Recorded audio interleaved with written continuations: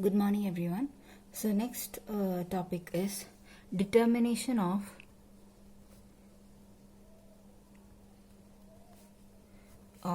centroid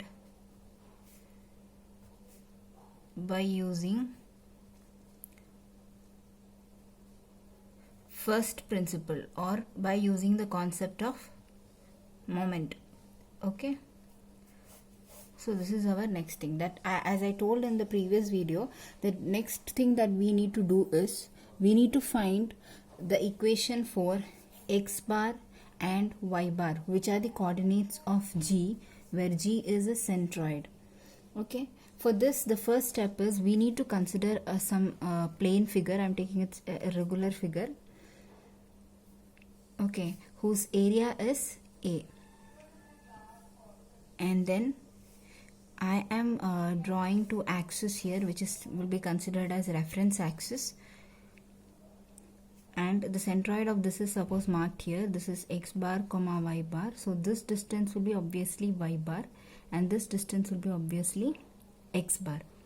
Okay, so I have considered such a figure, and the same figure I am drawing once again.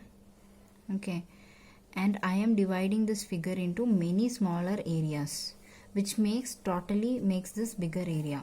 So maybe this is A1, A2, A3, A4, A5 and A6. Okay, and each of these areas will have one centroid, suppose G1, G2, G3, G4, G5 and G6. See, how many areas we divide into is not the matter. You can divide into how many, but while doing the problem you divide it as such, and then you consider the same way a reference axis. This distance will be x1, next distance will be x2, same way third distance will be x3, like that. Now this distance will be y1, this again will be y2, it goes on like that.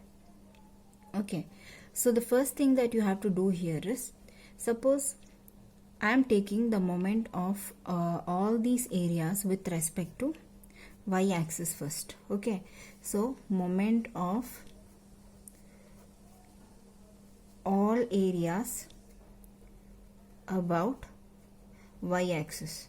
If I take the moment of all the areas, you know the moment equation is, what is the equation for moment? F into D, that is force into perpendicular distance. But here we don't have any force, we have areas here. So instead of force you can take, that is area here, so area into perpendicular distance. See, previous thing we were discussing was moment of force. Now what we have here is moment of area. Moment of area. Okay, so all these areas we are taking the moment with respect to y-axis. So if we take with respect to this axis, first area is A1, the distance is x1, so you can write A1 x1. Okay, then second for A2 is again A2 x2 plus up to A6 x6. Okay, that is we are taking the moment of this particular areas with respect to y-axis. Same way, if we take the moment of all areas about x-axis, what you will get? You will be getting A1 y1, because with respect to x-axis distance is y1 y2 y3 like that. So A2 y2 up to A6 y6. Correct. So here every areas is being added, so it is, we can write instead of this, it's summation AX. Correct. A1, A2, A3, and it's being summed up. Similarly here you can write summation AY, because A1 y1 plus A2 y2, it's going on adding up. Okay, now next thing you need to do is take the moment of total area with respect to X and with respect to y. So if you take with respect to x-axis, okay, it will be, this area is A into y bar, correct? So A into y bar. With respect to y-axis, if I take, area is A into x bar, because x bar and y bar are the perpendicular distances with respect to the respective axis. So this you mark as equation number 1, this as 2, this as 3 and this as 4. Now if you equate 1 is equal to 4, what you will get? Obviously it should be like that because this total area is divided into so many smaller areas. So when we equate these 1 equal to 4, that is with respect to x axis, whatever we got, if we equate, it should be equal, right? So ay bar is equal to sigma ay. That is, you get y bar is equal to sigma ay by a. Instead of capital A, I can write, it's made up of a lot of small a. So instead of capital A, I can write sigma a. Correct? So I can give sigma ay by sigma a. So the equation of y bar is sigma ay by sigma a. And similarly, the equation of x bar will be sigma ax by sigma a.